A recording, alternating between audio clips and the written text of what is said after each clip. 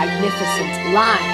Guides, posts, every man and every horse is eager for the next command. There comes the flag. To the standard! The regiment is going to the front. Oh, I do wish I could go with it. I always do the moment I hear the trumpets, boots, saddles. Mount! I wish I was in command of the raiment. It was born in me. Four's right. There they go. Look, the horse's ears forward. Bappity plap, clap, clap. Ah, if I were only a man. The enemy. On third battle line, left, front, into line. March! Draw sabers! Charge! And the first old Marjorie took me to father. In her arms, she had to tell him I was a girl. Father was as much disgust as I was, but he'd never admit it. He says I'm as good a soldier as any of 'em, just as I am. Miss Jenny. Barket, the regiment has marched away to the front, and we girls are left here with just you and a corporal's guard to look after us. I have been watching the boys myself. A little military sugar plum like you, Miss Jenny. Objects to not going with it. What you think of an old piece of hard track like me. I can't join the regiment till I have taken you and Miss Madeline back to Winchester by your father's orders. But isn't the first time I escort you, Miss Jenny. Many the times when you were a baby on the plains, I commanded a special guard to accompany ye from one fort to another, and we gave the command in a whisper, so as not to waken thee up. I told you to tell father that I'd let him know when Madeline and I were ready to go. Would that I soon move a train of army mules. I suppose we must start from home again today? Yes, Miss Jenny, in charge of the old sergeant, with his arm in the sling and a couple of cavalry troopers. This department of the United States Army will move to the rear in half an hour. Madeline and I only came yesterday morning. And your father got yelled past to the front. We all thought fighting in the Shenandoh Valley was over. It looks now as if the beginning there's no place for women. Now, Miss Gertrude ought to go with us, but she won't. Barket, Captain Hersey left the regiment yesterday, and he has not rejoined it. He isn't with them now at the head of his company. Where is he? I can't say where he is, Miss Jenny. Lying unburied in the woods where he was shot, I'm afraid. When Captain Hersey does rejoin the regiment, Barket, please say to him for me that I may have some orders for him when we meet next. When they next meet, tell us where is there's no such thing as marriage. If Miss Jenny and Captain Hersey meet here, they will bet us something that's mighty like it. While I was lying wounded in General BuckThorn's house in Washington last summer, good Marjorie was taking care of me. Marjorie told me confidently that there was in love, and I think she was about right. I have seen Captain Hersey take a slight look at her lace handkerchief just before we went to battle.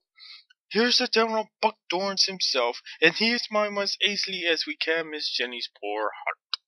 Sergeant Barket, you haven't started with those girls yet? To go in half an hour, sir. Be sure they do go. Is General Haverill here? Yes, sir, in the house with some of his staff and the surgeon. Ah, the surgeon. How is Colonel West this morning after the wound he received last night? He says himself that he as well as he was, but the colonel and the surgeon don't agree on the subject.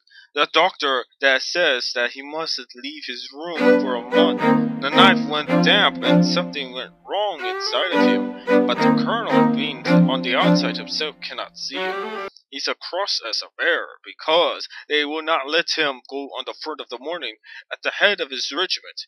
I happened to remark that the chaplain was praying for his recovery. The colonel said that he court-martialed him. He didn't stop that. Quick! There's more important things for the chaplain to pray for in his official capacity. Just at the moment the trumpet sounded, boots and saddles. I have to dodge one of his boots, and the surgeon had a narrow escape of the other. It was lucky for both of his saddle wasn't in the room. That looks encouraging. I think Kerchival will get on. Might I say a word to you, sir, about Miss Jenny? Certainly, Barket. You and old Marjorie and myself have been sort of a triangular mother, so to speak, to the little girl since her own poor mother left her out to our care when she was only a baby in the old Fort of the Plains. Mother's bosom would have been the softest place for her poor little head to rest upon now, sir. Well? Marjorie told in Washington that Miss Jenny and Captain Harsey were in love with each other. In love? I approve of the match. What the devil? Did Margie? March? Ah, Haverill. General BuckThorn. Have you heard anything of General Surgeon since I sent you to dispatch him last evening? He received it at midnight, and sent back word that he considers it a ruse of the enemy. General Wright agrees with him. The reconnaissance today shows no hostile force on our right, and Crook reports that Early is retreating up the valley, but General Sheridan may perhaps give up the journey to Washington, and he has ordered me some changes in our line to be executed this afternoon at 4 o'clock. I rode over to give you instructions in person. You may order General McCune to go into camp on the night of the Meadow Brook with the 2nd Division. Oh, Father, I'm so glad you've come. I've got something to say to you.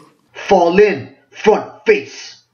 What's this I hear from Sergeant Barket? He says you've been falling in love? I have. Young woman, listen to my orders. Fall out. Father, dear. Order the 3rd Brigade of the Cavalry under Colonel Laya to occupy the left of the pike. Good day, General BuckThorn. I haven't finished yet. General Haverill, Colonial West persists in disobeying the injunctions of the surgeon. He's preparing to join his regiment at the front. Give him your orders to remain here. Compel him to be prudent. The honor of death at the front is not in reserve for him. What did you say, General? Gertrude, I wish to speak to you as your father's old friend, and I was once your guardian. Your father was my senior officer in the Mexican War. Without his care, I should have been left dead in the foreign land. He himself afterwards fell fighting for the old flag. The old flag? My father died for it, and he's suffering for it. The old flag? I cannot return the kindness your father did to me by protecting his daughter from something that may be worse than death. What do you mean? Last night, I saw you kneeling at the side of Kerchival West. You spoke to him with all the tender passion of a southern woman. You said you loved him, but you spoke into the ears that could not hear you. Has he ever heard those words from your lips? Have you ever confessed your love to him before? Never. Why do you ask? Do not repeat those words. Keep your heart to yourself, my girl. General, why do you say this to me at such a moment when his life... His life, it belongs to me. Oh. Sergeant, are there any orders from the regiment beyond those given to Major Wilson in my absence this morning? I am about to ride on after the troops and reassume my command. It is my wish, Colonel, that you remain here under the care of the surgeon. Yet to explain certain matters as you requested me. It is my wish, Colonel, that you remain here under the care of the surgeon. I interfere with my duty and my privilege as a soldier, and it is my right to be at the head of my regiment. General Haverill, I protest against this. I beg to repeat the wish I have already expressed. Arrest? It is my positive order that you do not reassume your command. My regiment on the front and I on... Keep your sword. I have no desire to humiliate you, but hold yourself subject to further orders from me. Gertrude, if your heart refuses to be silent, if you feel that you must confess your love to that man, first tell him what I have said to you and refer to him to me for as an explanation. What can he mean? He would save me from something worse than death, he said. His life, it belongs to me. What can he mean? Kerchival told me that he loved me.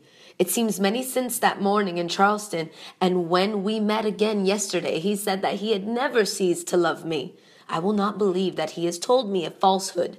I had given him my whole soul and my faith, my perfect faith. A flag of truce, Gertrude, and a party of Confederate soldiers with an escort coming up the hill. They are carrying someone he's wounded. General Harvey there. Say to him, please, the Colonel Robert Indian of the 10th Virginia sent his respects and sympathy. He instructed to bring the young officer to this point in exchange for himself, as agreed upon between them last evening. The general is just about mounting with his staff to ride away. Shall I go for him, sir? Is he unconscious or sleeping, sir? I thought he would bear the removal better. He is weakening. Here, my lad. We have reached the end of the journey. My father. He is thinking of his home. I have obeyed General Haverill's orders, and I have the report to make. We have already sent for him. He will be here in a moment. Is this not Miss Gertrude and Dillingham? You know me. You have seen me before? Long ago. You know the wife of General Haverill? I have no dearer friend in the world. Give a message for me for my dearest friend I have in the world, my little wife. I must not waste every moment that we are waiting. Doctor, my notebook.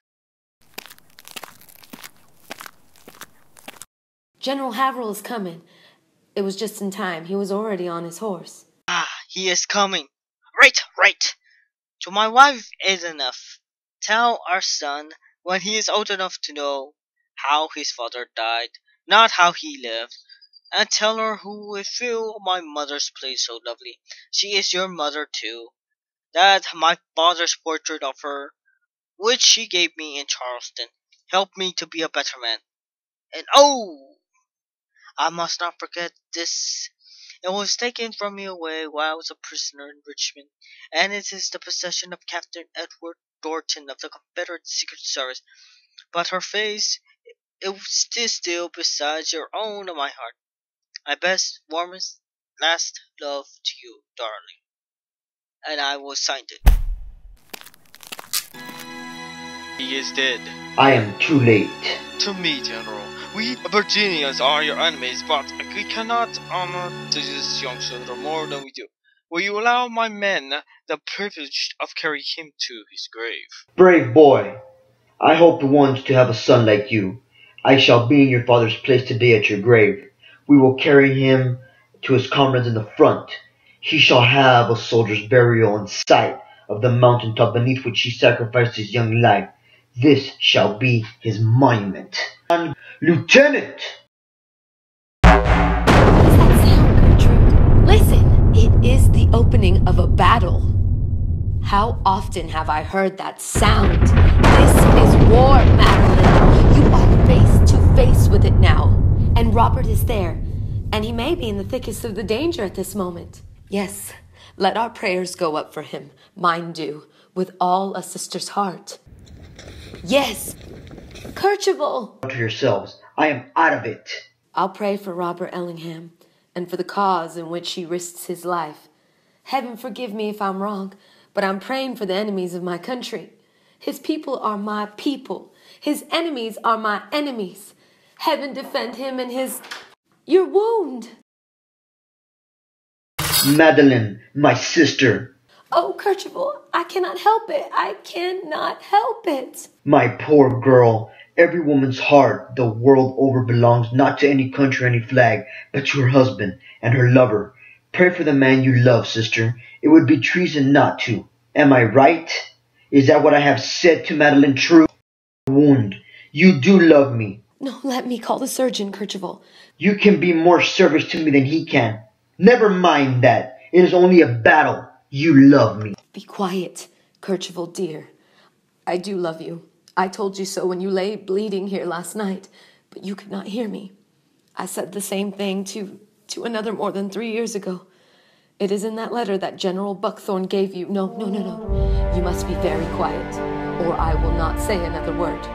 If you obey me, I will repeat that part of the letter, every word. I know it by heart, for I read it 12 times. This letter is from Miss Haverill. Go on. I have kept your secret, my darling, but I was sorely tempted to betray the confidence you reposed in me at Charleston. If Kerchival West had heard you say, as I did, when your face was hidden in my bosom, that night that you loved him with your whole heart. Ah! I will go for help. Do not leave me at such a moment as this. You have brought me a new life. Heaven is just opening before me. You must not go, Kerchival. It will kill you. The enemy is close upon us. With a whisk, the devils have sprung out to the ground. They're pouring over our left flank like the Noah's Oak flood. The Union Army has stormed back for Winchester on the north, to the northern pole. Our own regiment, Colonel, is coming over the hill in full retreat. My own regiment. Get my horse, Barket. Gertrude, my life. You must not go, Kerchival. It will kill you. I am under arrest. Arrest to be damned. Stand out of my way, cowards. He has marched for death already, and I can only pray. Listen, fellows, stop, listen. Sheridan, General Sheridan is coming. The horse is down. He is worn out. No? Oh, he's up again. He's on my track. Now for your life, Jack, and for me, you've never failed me yet. Jack! Jack! Jack!